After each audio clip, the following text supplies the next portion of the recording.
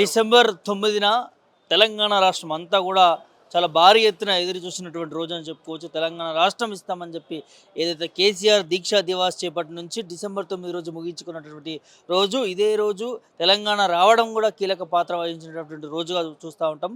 So Telangana రాష్ట్రం అంతటా కూడా ఇవాళ సెలబ్రేషన్ చేసుకుంటూ ఉన్నారు. విజయ్ దీక్షా దివాస్ అంటూ కూడా మాట్లాడించే ప్రయత్నం చేద్దాం. మనతో పాటు బీఆర్ఎస్ నాయకులు ఎల్చాల దత్తాత్రేయ ఉన్నారు. మాట్లాడే ప్రయత్నం చేద్దాం. ఎట్లా చూస్తారు ఈ రోజు? చాలా ప్రముఖంగా చూస్తూ ఉంటాము. సో ఏం చెప్తారు? మిర్రర్ టీవీ ప్రేక్షకులకు యాజమాన్యానికి ఇవాళ తెలంగాణ రాష్ట్ర ప్రకటన వచ్చినటువంటి రోజు శుభాకాంక్షలు తెలియజేస్తూ ఉన్నాం. డిసెంబర్ 9 అంటే 69లో ఏ విధంగానైతే తెలంగాణలో ఉన్నటువంటి విద్యార్థి లోకం ప్రాణత్యాగాలు చేసిందో అలాగే తెలంగాణ రాష్ట్ర ప్రజల యావత్ తెలంగాణ ప్రజల గుండె చప్పుడు ఇవాళ తెలంగాణ ప్రజల యొక్క ఆనందానికి తెలంగాణ రాష్ట్ర సాకారమైంది అనేటువంటి కళ నిజమైన రోజుగా ఇవాళ డిసెంబర్ 9ని మనం జరుపుకుంటా ఉన్నాం. చరిత్రలో ఇదొక సువర్ణ అక్షరాలతో లిఖించదగ్గటువంటి రోజు. కేసీఆర్ గారు ఏ రోజైతే 2009 నవంబర్ 29 నాడు తన ప్రాణత్యాగానికి సైతం సిద్ధమై కేసీఆర్ సచ్చుడో తెలంగాణ రాష్ట్రం వచ్చుడో అనేటువంటి నినాదంతో ఇవాళ తను ఆమరణ నిరాహార దీక్ష ప్రారంభించినటువంటి రోజు. ఆ ఆమరణ నిరాహార దీక్ష ప్రారంభించి దాదాపుగా 9 రోజులు ఆయన తెలంగాణ రాష్ట్రం కోసమే ఆ నిమ్స్ ఆసుపత్రిలో పోరాడుతూ తెలంగాణ రాష్ట్ర ప్రకటన ఎప్పుడొస్తుందో అనుకుని ఆశపడ్డటువంటి రోజు. ఒకవేళ తెలంగాణ ప్రకటన రావడం ఆలస్యమైతే ఒకవేళ తెలంగాణ రాష్ట్ర ప్రకటన ఆలస్యమైతే కేసీఆర్ యొక్క శవయాత్రనో లేకపోతే తెలంగాణ రాష్ట్ర జైత్రయాత్రనో అని చెప్పేసి ప్రకటించినటువంటి రోజు. ఆ రోజు తర్వాత ఇవాళ చరిత్రలో ఇవాళ డిసెంబర్ 9కి చాలా ప్రత్యేకమైనటువంటి స్థానం ఉంది. తెలంగాణ రాష్ట్రంలో ఏదైతే కాంగ్రెస్ పార్టీ వాళ్ళ చెప్తా ఉందో అది వాళ్ళ ప్రకటించడం కోసం యావత్ తెలంగాణ రాష్ట్రం మొత్తాన్ని కేసీఆర్ గారు ఏకం చేసిండ్రు. విద్యార్థులను యూనివర్సిటీలో ఉద్యమం చేయించిండ్రు. తెలంగాణ సమాజంలో ఉన్నటువంటి కుల సంఘాలను ఉద్యమం చేయించిండ్రు. ఇవాళ ఆ సంఘాలు ఆ కులాలు తెలంగాణ ప్రజలు ఏకమై పోరాడి కేసీఆర్ అడుగుల్లో అడిగేసి తన పోరాటానికి మద్దతుగా నిలబడితే ఇవాళ డిసెంబర్ 9 ప్రకటన వచ్చింది. ఈ డిసెంబర్ 9 ప్రకటన వచ్చిన తర్వాత తెలంగాణ రాష్ట్రంలో ఈ తెలంగాణ రాష్ట్ర ప్రక్రియ ప్రారంభమైంది అని చెప్పేసి తెలంగాణ ప్రజలందరూ కూడా ఆనందాలతో సంబరాలు చేసుకున్నారు. నేను కూడా విద్యార్థి నాయకుడిగా ఆనాడు తెలంగాణ ఉద్యమంలో ఉస్మానియా యూనివర్సిటీ వేదికగా ఆ సంబరాల్లో పాల్గొని బాణాసంచలు కాలుకొని అందరం కూడా అలైబలై చేసుకొని సంబరాలను సెలబ్రేషన్ చేసుకున్నాం. కానీ ఆ ప్రకటన వచ్చినటువంటి 5-6 రోజుల్లోనే డిసెంబర్ 23 నాడు తెలంగాణ ప్రజలకు మళ్ళా ఒక విద్రోహ దినంగా కాంగ్రెస్ పార్టీ ప్రకటించింది. తెలంగాణ ప్రక్రియను నిలిపివేస్తూ ఉన్నాం, తెలంగాణ రాష్ట్ర ఏర్పాటును ఆపేస్తూ ఉన్నాం, తదుపరి తెలంగాణ పరిణామాలన్నీ చూసిన తర్వాత మరోసారి ఆలోచిస్తాం, ఇప్పుడు మాత్రం తెలంగాణ ప్రకటన లేదు అని వెంటనే తెలంగాణలో 23 డిసెంబర్ నాడు తెలంగాణ ప్రకటన నిలిపివేసేటువంటి ఆలోచన కూడా చేసింది కాంగ్రెస్ పార్టీ. ఆ తర్వాత తెలంగాణ రాష్ట్రంలో 1200 మంది విద్యార్థుల ఆత్మ బలిదానాలకు కూడా కారణమైంది కాంగ్రెస్ పార్టీ. ఇవాళ డిసెంబర్ 9 నాడే తెలంగాణ ప్రకటన ఏర్పాటు ప్రక్రియ ప్రారంభించి పూర్తి చేసి ఉంటే ఇవాళ 1200 మంది అమరుల త్యాగం అయ్యేది కాదు. ఈ తెలంగాణ రాష్ట్రంలో ఇంతమంది తల్లులకు ఆత్మఘోష మిగిలేది కాదు, కడుపు కోత మిగిలేది కాదు. కాబట్టి కాంగ్రెస్ పార్టీ 1969 నుంచి 2009 వరకు తెలంగాణ రాష్ట్రంలో ఉన్నటువంటి తల్లులకు ఇవాళ కడుపు కోత మిగిల్చిందిగా నాటి నుంచి తెలంగాణలో ఉద్యమంలో ఉన్న వాళ్ళందరికీ తెలిసినటువంటి విషయం. సో ఇప్పుడు మేము ఏం చెప్తా ఉన్నామంటే తెలంగాణ రాష్ట్రం ఇవాళ ఏర్పాటైన తెలంగాణ వెనుకబాటుతనాన్ని మనం అధిగమించాలి అని చెప్పేసి ఉద్యమ నాయకుడై తెలంగాణ రాష్ట్రానికి కంకణం కట్టుకొని తెలంగాణ రాష్ట్ర ప్రక్రియ పూర్తయిన తర్వాత జూన్ 2వ తారీఖు నాడు తెలంగాణ రాష్ట్రం అవతరించిన తర్వాత తెలంగాణ ప్రజలకు మధ్యలోకి వచ్చిండు. తెలంగాణ రాష్ట్ర ఏర్పాటు కోసం తన ప్రాణాన్ని త్యాగాన్ని సైతం పోరాటాన్ని సైతం ముందు పెట్టి తెలంగాణ ప్రజల మధ్య పెట్టి పోరాడినటువంటి నాయకుడు కేసీఆర్ తెలంగాణ రాష్ట్ర ప్రజల వద్దకు వచ్చి ఇంటింటికి వెళ్ళి తెలంగాణ ప్రజలను కలిసి ఊరూరుకెళ్ళి వాడవాడకెళ్ళి తెలంగాణ ప్రజల ఓట్లతో ఈ తెలంగాణ రాష్ట్రంలో తొలి ముఖ్యమంత్రిగా ప్రమాణ స్వీకారం చేసిండు. ప్రమాణ స్వీకారం చేసిన తర్వాత 9.5 సంవత్సరాలలో గతంలో తెలంగాణ ఎట్లుండే, కేసీఆర్ పాలనలో 9.5 సంవత్సరాల్లో తెలంగాణ రాష్ట్రం ఎట్లా ఉంది అని ఇవాళ తెలంగాణ రాష్ట్ర ప్రజలందరూ కూడా ఆలోచించుకునేటువంటి స్థాయిలో రైతుల కోసం 24 గంటల విద్యుత్ కావచ్చు, పరిశ్రమల కోసం కావచ్చు, ఇంటికి కావచ్చు అదే స్థాయిలో నాణ్యమైనటువంటి విద్యుత్తునిచ్చిండు. ప్రతి ఇంటికి సాగునీరుతో పాటు తాగునీరును కూడా అందించినటువంటి నాయకుడు కేసీఆర్ గారు.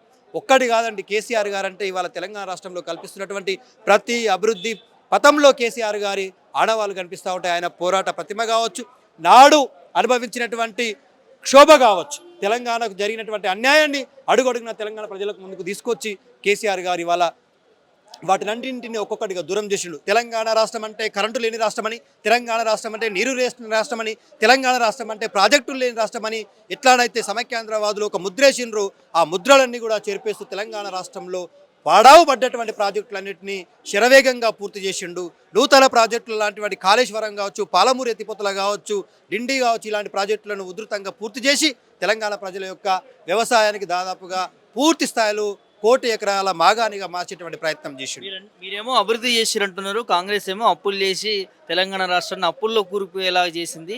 మేము కాంగ్రెస్ ప్రభుత్వం అధికారంలోకి వచ్చినాక 2 సంవత్సరాలు ప్రజాపాలన అందించు, అటు అప్పులు కట్టుకుంటూ ఇటు అభివృద్ధి చేసుకుంటూ ముందుకు పోతున్నాం. అందుకే ఇవాళ విజయోత్సవాలు చేసుకోవాలని రేవంత్ రెడ్డి గారు పిలుపునిచ్చారు. దాంతోపాటు గ్లోబల్ సమ్మిట్ 2047 అనే విజన్ కూడా తీసుకొస్తాం. ఎట్లా చూస్తారు? కేసీఆర్ గారు అప్పు చేసిండు, తెలంగాణ రాష్ట్రంలో కేసీఆర్ గారు అప్పు చేసిండు అని కాంగ్రెస్ పార్టీ 2 సంవత్సరాలుగా పాడిందే పాడురా పాసువన్ల దాసా అని అదే పాట పాడుతూ ఉంది. ఎస్, కేసీఆర్ గారు తెలంగాణ రాష్ట్రాన్ని బాగుపరచడం కోసం, తెలంగాణ రాష్ట్రాన్ని అభివృద్ధి చెందిన రాష్ట్రం కోసం చేసినటువంటి అప్పుకు ప్రతిరూపాలుగా ఇవాళ కాళేశ్వరం ప్రాజెక్టు, పాలిమూరు ఎత్తిపోతల ప్రాజెక్టు, తెలంగాణలో ఉన్నటువంటి 33 జిల్లాల్లో కట్టిన కలెక్టరేట్లు, రోడ్లు, గ్రామ పంచాయతీలు, ప్రతి గ్రామ పంచాయతీకి ఇచ్చిన ట్రాక్టర్లు, ఇవాళ హైదరాబాద్ మహానగరంలో మహిళల రక్షణ కోసం, ఇవాళ హత్యలు ఆత్మహత్యలు జరగకుండా పోలీస్ వ్యవస్థను పటిష్టం చేయడం కోసం నిర్మించిన కమాండ్ కంట్రోల్ లాంటి వ్యవస్థలు సజీవ సాక్ష్యాలుగా సెక్రటరేట్, అమరవీరుల జ్యోతి, ఇట్లా ఒక్కొక్కటి మన కళ్ళ ముందర కనిపిస్తూ ఉన్నాయి. నువ్వు ఇవాళ 2 సంవత్సరాలుగా కాంగ్రెస్ పార్టీ అధికారంలోకి వచ్చి రేవంత్ రెడ్డి అనేటువంటి ఒక తెలంగాణ ద్రోహి ముఖ్యమంత్రి అయిన తర్వాత ఈ తెలంగాణ రాష్ట్రంలో నువ్విచ్చినటువంటి 6 గ్యారెంటీలు 13 హామీలకి దిక్కు దివానా లేకుండా పోయింది కదా. ఇవాళ రైజింగ్ తెలంగాణ అంటా ఉన్నాడు రేవంత్ రెడ్డి. ఎక్కడ రైజింగ్ అవుతా ఉందండి? తెలంగాణ రాష్ట్రంలో హైడ్రా పేరు మీద కూల్చివేతలు చేస్తూ ఉంటే రైజింగ్ అవుతూ ఉంటుందా? 16,000 మంది హైడ్రా బాధితులు ఇవాళ తెలంగాణ రాష్ట్రంలో ఏడుస్తూ ఉన్నారు. గూడులేని పక్షులు అయిపోయినారు. ఇవాళ ఉండేటువంటి ఇల్లు లేకుండా రోడ్ల మీద పడేసిండ్రు. వృద్ధులు, వికలాంగులు, మహిళలు అని చూడకుండా వాళ్ళ కన్నీటికి కారణమైనందుకు ఇవాళ తెలంగాణ రాష్ట్రం రైజింగ్ అవుతా ఉందా? ఇవాళ 5 లక్షల భూ కుంభకోణానికి నాందిబల్కి ఇండస్ట్రియల్ కారిడార్ పేరు మీద ఖాళీ చేయాలనేటువంటి ఒక కుట్రలో భాగంగా ఇవాళ రాష్ట్రంలో జరుగుతూ ఉంది. దాంతో పాటుగా 6 గ్యారెంటీలో ప్రధానమైనటువంటిది ఆడపడుచులకు ఇచ్చినటువంటి 2,500 రూపాయలు ఇవ్వనందుకు తెలంగాణ రైజింగ్ అవుతా ఉందా? కళ్యాణ లక్ష్మితో పాటు తులం బంగారం ఇవ్వనందుకు తెలంగాణ రైజింగ్ అవుతా ఉందా? ఇవాళ ఆడపిల్లలు కాలేజీకి పోతూ ఉంటే స్కూటీలు ఇస్తా అన్నావు, స్కూటీలు ఇవ్వనందుకు తెలంగాణ రాష్ట్రం రైజింగ్ అవుతా ఉందా? రైతులు పండించినటువంటి పంటకు గిట్టుబాటు ధర ఇస్తా అన్నావు, తర్వాత మిగతా అన్ని పంటలకు కూడా మేము గిట్టుబాటు ధరతో పాటు ప్రతి పంటను అక్కడే కళ్ళాల్లోనే కొంటామన్నావు. ఇవాళ వర్షార్పితమై పంట నదుల్లోకి, చెరువుల్లోకి పోయినటువంటి పరిస్థితులు మనం చూస్తూ ఉన్నాం. రైతుల కన్నీళ్లు వర్ణనాతీతంగా ఉంది. ఇవాళ ఏ రైతుని తట్టి లేపినా కూడా గిట్టుబాటు ధర సంగతి దేవుడెరగండి, ఇస్తామన్న రైతు బంధు కూడా 2 సార్లు ఎగ్గొట్టిండు అని చెప్పేసి ఇవాళ రేవంత్ రెడ్డి మీద దుమ్మెత్తి పోస్తూ ఉన్నారు. రైతులని నువ్వు ఇంత ఇబ్బంది పెడుతున్నందుకు రైజింగ్ తెలంగాణ అయిందా? ఒకటే సంవత్సరంలో 2 లక్షల ఉద్యోగాలు భర్తీ చేస్తా అని 2 లక్షల నిరుద్యోగులని ఇవాళ తెలంగాణ రాష్ట్రంలో ఉన్నటువంటి నిరుద్యోగులందరినీ మోసం చేసినందుకు తెలంగాణ రాష్ట్రం రైజింగ్ అయిందా? ఏ ఒక్క వర్గమైన ఇవాళ తెలంగాణ రాష్ట్రంలో సంతోషంగా ఉందా అండి? నిరుద్యోగులని మోసం చేస్తేవి, రైతులని మోసం చేస్తేవి, మహిళలని మోసం చేస్తేవి, ఇవాళ తెలంగాణ సమాజం మొత్తాన్ని కూడా మోసం చేసి నువ్వు నీ మంత్రివర్గం చేస్తుంది ఏంటి? పారిశ్రామికవేత్తల తెరలపైన గన్నులు పెట్టి వసూళ్ల వ్యవహారం నిర్వహిస్తూ ఉన్నారు.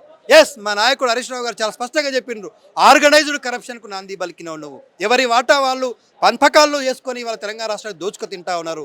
మహారాష్ట్రలో ఎన్నికలైనా, ఢిల్లీలో ఎన్నికలైనా తెలంగాణ కప్పం కడితే తప్ప అక్కడ ఎన్నికలు జరగలేని పరిస్థితిలో కాంగ్రెస్ పార్టీ ఉంది. ఇవాళ తెలంగాణ రాష్ట్రంలో నువ్వు ముఖ్యమంత్రి అయిన తర్వాత ఒక్క ఇటుక పిల్ల పేర్చినావా, ఒక్క సిమెంట్ బస్తా కలిపినవా, ఒక్క టైర్ కట్టడం చేసినావా అని అడుగుతా ఉన్నాం. ఎస్, 9 సంవత్సరాల్లో కేసీఆర్ గారి ఆడవాళ్ళు సజీవ సాక్ష్యంగా కనిపిస్తూ ఉన్నాయి. ఇవాళ ఏ వాడకెళ్ళినా, ఏ ఊరికెళ్ళినా కట్టిన డబుల్ బెడ్రూమ్లైనా, వేసిన రోడ్లైనా, నిర్మించిన గ్రామ పంచాయతీలైనా, స్వర్గధామాలైనా, అంగన్వాడీలైనా, ఇవాళ గ్రామ పంచాయతీలైనా ఏది తట్టి లేపినా ఇవాళ 33 మెడికల్ కాలేజీలు నిర్మించిన ఏకైక రాష్ట్రం తెలంగాణ రాష్ట్రం. ఇవాళ దాదాపుగా 9,000 మంది విద్యార్థులు మెడికల్ సీట్లు సాధించి ఇవాళ డాక్టర్లుగా అవుతూ ఉన్నారు. తెలంగాణ రాష్ట్రంలో డాక్టర్ల ఉత్పత్తి జరుగుతూ ఉంది. తెలంగాణ రాష్ట్రంలో మెడికల్ కాలేజీల ఏర్పాటు జరిగింది. ఎన్ని వర్గాలకు కేసీఆర్ గారు చేతనిచ్చిండు, అండగా నిలబడ్డాడు. ఇవాళ మహిళల విషయంలో నువ్వు కేసీఆర్ కిట్లు బంద్ చేసినావు, ఐరన్ కిట్లు బంద్ చేసినావు, డయాలసిస్లు మూసేసినావు, ఆసుపత్రులు మూసేసినావు. ఇవాళ తెలంగాణ రాష్ట్రంలో దయనీయమైనటువంటి పరిస్థితుల్లో ఆరోగ్య వ్యవస్థ ఉంది. టీఆర్ఎస్ పార్టీ కేవలం ఆరోపణలు చేస్తుంది కానీ దానికి సంబంధించిన ఎవిడెన్స్, ఆధారాలతో ఎప్పుడు కూడా బయట పెట్టింది అనేది ముఖ్యమంత్రి కొన్ని సందర్భాల్లో మాట్లాడి, ఏ పని చేసినా కూడా దాంట్లో స్కామ్ జరిగిందంటూ లేకపోతే ఇంకోటి జరిగిందంటూ దాన్ని అడ్డుకునే ప్రయత్నం చేస్తుంది కానీ ఆధారాలతో బయటకు రావట్లేదు. బీఆర్ఎస్ పార్టీ కేవలం ఆరోపణలు చేస్తుంది, అభివృద్ధిని అడ్డుకుంటుంది అనేది వాళ్ళ ప్రధాన. ఒక రియల్ ఎస్టేట్ వ్యాపారం చేసుకున్నాడు ముఖ్యమంత్రిగా తెలంగాణ రాష్ట్రంలో కొనసాగితే ఇవి గిట్లనే ఉంటాయి, బ్రోకర్ వ్యవహారాలు ఉంటాయి. ఇవాళ రేవంత్ రెడ్డి గారు ఒక రియల్టర్ బ్రోకర్. ఎందుకు చెప్తా ఉన్నామంటే, ఇంత కఠినంగా ఎందుకు అంటా ఉన్నామంటే, హైదరాబాద్ రాష్ట్రంలో హైదరాబాదులో ఏ ప్రాంతంలోకి వెళ్ళి గజం స్థలం కొన్నా కూడా ₹1,00,000 తక్కువగా ఉందా? ప్రభాకర్ గారు మీరు చెప్పండి. మీరున్న ప్రాంతంలో కానీ మేమున్న ప్రాంతంలో కానీ ఏ ప్రాంతంలో అయినా కూడా గజం స్థలం కొనాలంటే ₹1,00,000 తక్కువ లేదు. రేవంత్ రెడ్డి గారు ఇవాళ ఇండస్ట్రియల్ కారిడార్లో ఉన్నటువంటి భూములన్నింటినీ హిల్ట్ పేరు మీద Hyderabad industrial land transformation policy అని ఒకటి తీసుకొచ్చి అగ్గకు పావుచేరులాగా ప్రభుత్వ ధర ఆ ప్రాంతంలో ₹30,000 గజం ఉంటే దాంట్లో కూడా 12,000కు మాత్రమే కుదించి బడా బడా ఇండస్ట్రియల్ కారిడార్లో ఉన్నటువంటి రియల్ ఎస్టేట్ వ్యాపారులకు అప్పనంగా అప్పజెప్పేటువంటి పని చేస్తలేవా నువ్వు? దాంట్లో గజం విలువతోని లెక్క చేసుకున్నా కూడా 9,300 ఎకరాల స్థలానికి ఇవాళ 5 లక్షల పైచిలకు కోట్లే కదా ఇవాళ నువ్వు అవినీతికి పాల్పడుతున్నావు అని చెప్తా ఉన్నాం. ఏ ఒక్కరిని అడిగినా కూడా చెప్తారు కదా. ఇవాళ నేను ఎస్ఆర్ఓ ఉప్పల్ గారితో మాట్లాడినా, సార్ మీ ప్రాంతంలో ఒక గజం స్థలం యొక్క విలువ ఎంత ఉంది సార్ అంటే 1,12,000 ఉందని చెప్పేసి ఎస్ఆర్ఓ సబ్ రిజిస్ట్రార్ ఉప్పల్ గారు చెప్తా ఉన్నారు. మరి అంత యాదృచ్ఛికంగా ఉన్నటువంటి ఖచ్చితంగా ఉన్నటువంటి ఈ వ్యవహార మొత్తంలో నీ పాత్ర ఎంత అని చెప్పేసి అడుగుతా ఉన్నాం. ఇవాళ నీ తమ్ముళ్ళేమో వేల ఎకరాల భూములు హైదరాబాద్ చుట్టుపక్కల ఉన్నటువంటి మున్సిపాలిటీలో కబ్జాలు చేస్తూ ఉన్నారు. ఇవాళ 27 మున్సిపాలిటీలను మున్సిపల్ కార్పొరేషన్లు ఇవాళ విలీనం చేస్తారనేటువంటి ప్రక్రియ చేస్తూ ఉన్నాం.